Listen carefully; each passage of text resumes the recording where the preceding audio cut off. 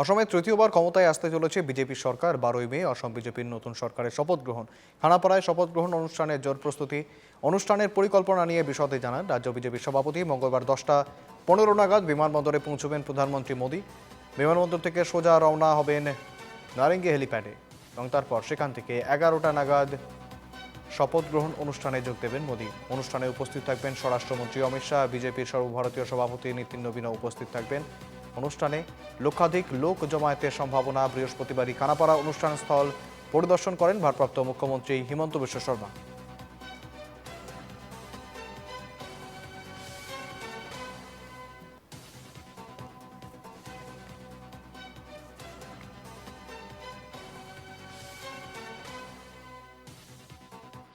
যেহেতু 12 তাৰিখে শপত গ্ৰহণ অনুষ্ঠান আছে এনডিএ চৰকাৰৰ, আৰু তাৰ বাবে আচলতে ইয়াত দেখিবলৈ পোৱা গৈছে যে বিশাল এক মণ্ডপ প্ৰস্তুত কৰি থকা হৈছে। আমি সেই দৃশ্যাংশ পোনপটীয়াকৈ এনকেটিভিৰ দৰ্শকসকলক দেখাবলৈ বিচাৰিছোঁ। আৰু 12 মে তাৰিখে যিহেতু হিমন্ত বিশ্ব শৰ্মাৰ নেতৃত্বাধীন চৰকাৰে দ্বিতীয়বাৰৰ বাবে তেওঁলোকৰ যি কাৰ্যকাল, সেই কাৰ্যকালৰ বাবে শপত গ্ৰহণ কৰিব, আৰু তাৰ বাবে এই ব্যাপক প্ৰস্তুতি খানাপাৰা পশু চিকিৎসা মহাবিদ্যালয় খেলপথাৰত। আৰু ইতিমধ্যেই আপুনি জনাইছে যে 10 তাৰিখে যিহেতু বিধায়িনী দলৰ বৈঠক আছে, য'ত উপস্থিত থাকিব জে পি নাড্ডা, আৰু তাৰ পিছতেই আচলতে 12 তাৰিখৰ দিনাখনি তেওঁলোকে শপত গ্ৰহণৰ যি অনুষ্ঠান, সেই শপত গ্ৰহণৰ অনুষ্ঠান ৰাখিছে।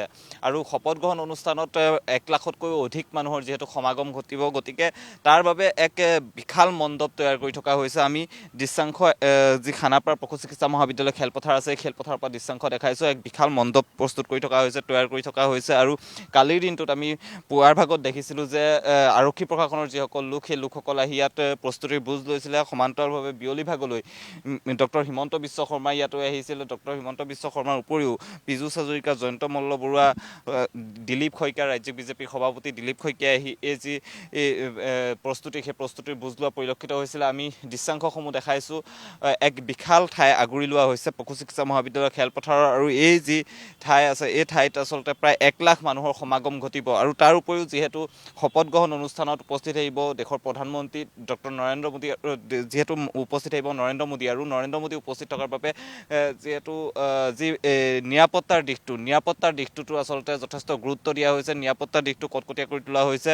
আমি দৃশ্যাংশসমূহ দেখাই গৈছোঁ খানাপাৰা পশু চিকিৎসা মহাবিদ্যালয় খেলপথাৰৰ পৰা। আৰু 9 তাৰিখে বিধায়িনী দল গঠন কৰা হ'ব। তাৰ বিপৰীতে 10 তাৰিখৰ দিনাখনি আচলতে বিধায়িনী দলৰ যি বৈঠক, সেই বৈঠক অনুষ্ঠিত হ'ব। আৰু এই বৈঠকতে আচলতে আগন্তুক 5 বছৰত তেওঁলোকে কেনেধৰণৰ কাৰ্যপন্থা হাতত ল'ব, কেনেধৰণে আগবাঢ়িব চৰকাৰখন, সেই সন্দৰ্ভত আলোচনা হ'ব। জে পি নাড্ডা তাত উপস্থিত থাকিব। সমান্তৰালভাৱে বিজেপিৰ যি আচলতে ৰাষ্ট্ৰীয় যিসকল নেতা আছে, ৰাষ্ট্ৰীয় নেতা কেইবাজনো উপস্থিত থকাৰ কথা। বিজেপিৰ যিসকল জ্যেষ্ঠ নেতাসকলে আহি কালিৰ দিনটোত তেওঁলোকে প্ৰস্তুতিৰ বুজ লৈছে। আৰু মাজত মাত্ৰ কেইটামান দিন তাৰ পিছতে আচলতে 12 মে'ৰ দিনাখনি দ্বিতীয়বাৰৰ বাবে শাসনভাৰ গ্ৰহণ কৰিব বা শপত গ্ৰহণ কৰিব মুখ্যমন্ত্ৰী হিচাপে ডক্টৰ হিমন্ত বিশ্ব শৰ্মাৰ নেতৃত্বাধীন চৰকাৰখনে। আৰু তাৰ বাবে এতিয়া ব্যাপক প্ৰস্তুতি দেখিবলৈ পোৱা গৈছে খানাপাৰা পশু চিকিৎসা মহাবিদ্যালয় খেলপথাৰত।